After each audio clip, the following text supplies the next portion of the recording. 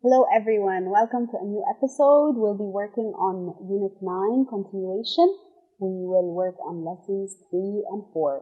We're doing the same topic, our senses or the senses. Let's get started with our objectives.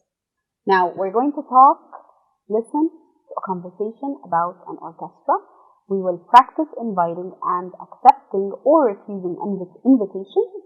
We will carry out an internet search about the Al-Nur wal-Amal Orchestra. We will read about Deaf School in Cairo, which is very important, and we will talk about sign language. Now, I want you to look at the exercise. Can you work out the meaning of the phrasal verbs in red? If you remember what work out means, it means find out the meaning. Now, let's look at number 1. The Al-Nur wal-Amal Orchestra was set up in the 1950s. Does set up mean started or closed? What do you think? Set up. Of course, it means started. Now, let's look at number 2. We're going to hand out information to people about the concert. In this case, does that mean to sell or to give? If we hand out something, or hand out information, it means we will give people information about the concert. Now, let's look at the picture. Who do you think can join the Al-Nur wal-Amal Orchestra? Look at the picture carefully and try to guess. Blind girls and women can join it. Now, we're going to listen and check our answers to exercises 1 and 2 based on the listening. So let's listen together. Hello, Tariq. Hello, Hassan. How are you? I'm fine, thanks. What are you doing later this afternoon? Would you like to go to the sports club to play football? I'm sorry, I'd love to, but I can't because I'm going shopping with my sister Manal. She knows someone who plays in an orchestra. They're coming here to play in a concert soon. So we're going to hand out information to people about the concert. So I'm afraid I can't play football today. Tell me more about the orchestra. The orchestra, which is called the Al-Nur wal-Amal Orchestra, was set up in the 1950s for blind girls and women. They all read music in Braille. That's a great achievement. Yes, it is. They travel all over the world, and their next concert is here in 2 weeks' time. I'd like to invite you to it. Can you come? Oh, I'd love to. That sounds great. Okay, guys, so we're going to check our answers to questions 1 and 2. Question 1A is started. Question 2 is B, to give or give.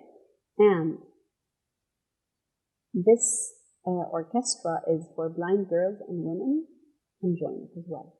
Okay, now we're gonna listen one more time. If you like, you can rewind the video, and then we're gonna complete the sentences. Hassan invites Tariq to play football. Number 2, Tariq can't come because he is going shopping with his sister. Number 3, the Al-Nur wal-Amal Orchestra read the music in Braille. So the music read by the orchestra was written in Braille. Number 4, their next concert is in 2 weeks' time, after 2 weeks. Number 5, when Tariq invites Hassan to the concert, Hassan says he'd love to go. So he's happy he received an invitation. Now, I want you to take turns to invite each other to do some activities below. Okay, the activities are in the word box, and you can use the functions box to help you. Now, let's look at the sample on the right-hand side. Would you like to come with me to the park after school today? I'd love to, but I can't because I've got a karate lesson. Now, we can say something like this. Would you like to go to the beach this morning? And then I might say, I'm sorry, I can't go to the beach this morning because I have an exam. Now, use the word box and the functions box to help you come up with questions and accepting an invitation as well as refusing it. Don't forget to Do the internet search, find out when and where was the last concert by Al Noor Wal Amal Orchestra. So look it up and find out when was the last concert and type it in the comments. Now we're going to jump to the deaf school in Cairo. This is very important for us to learn about and hear about. The deaf school in Cairo was set up in 1982 for children from all over Egypt. There are about 70 children at the school, where most of them live during the week. They go home at weekends and during holidays. At the school, students learn Egyptian Sign Language. They also learn reading, writing in Arabic, and English, maths, science, PE, and computer studies. The teachers at the deaf school believe that it is really important for deaf people to be able to communicate with people who can hear. They encourage the family and friends of deaf students to take up sign language themselves at special weekly classes for people who can hear. They also plan activities where both deaf people and people who can hear can learn about each other's lives. More schools are now open for deaf learners all over Egypt. Moreover, slightly deaf students are now included in general education schools so that they can be with other students that hear well. Our vocabulary words for today are the ones in red: sign language, take up, and slightly. Now, let's go to number 1. Someone who is slightly deaf cannot hear at all or not hear well. Of course, it is not hear well. Slightly means a little bit, not too much. Number 2, sign language is a language that is communicated by mouth or by hands. Of course, sign language is language that is communicated by hands. Number 3, if you take up sign language, you learn it or forget it. Of course, you learn it. Good job, guys. Now we're going to move on to exercise 2. Complete the fact file. Deaf schools. Students in the Cairo school are from all over Egypt.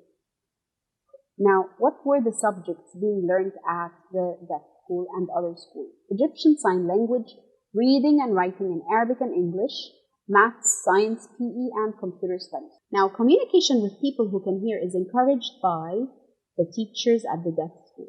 So, the teachers at the deaf school encourage people to communicate with everyone, whether they can hear or they cannot hear. Now, we will jump to the critical thinking section, which is my personal favorite. Do you think that everyone should learn sign language? Why or why not? What do you think? I think it's everybody's right to be able to communicate with others. So yes, if we learn sign language, we will be able to communicate with the deaf people. How do you think we can help to make everyday lives of deaf people easier? How can we help make their lives easier? People who cannot hear well or who are deaf. Of course, let's think together of what we can do to help them and write the answers down in the comments. This would be lovely. Why do you think more schools have opened for deaf learners in Egypt? Why do you think more and more schools are opening for deaf learners? Do you think they have every right to learn like everybody else? Of course they do. Now, number 4. Do you think it is a good idea to include slightly deaf students in general education classrooms, and why? In my opinion, I believe that yes, they should be included in general education classrooms if they are slightly deaf. So they can kind of hear, and therefore they will be able to communicate with teachers and fellow students. Thank you, guys. That's a wrap. We have completed the following: talked about an orchestra, listened to a conversation about an orchestra, practiced inviting and accepting and refusing invitations, and I encourage you to practice again. We carried out an internet search about Al Noor Wal Amal Orchestra. We read about a deaf school in Egypt, in Cairo. We talked about sign language. Thank you, guys. That's a wrap. You did a great job. We're done with semester 1.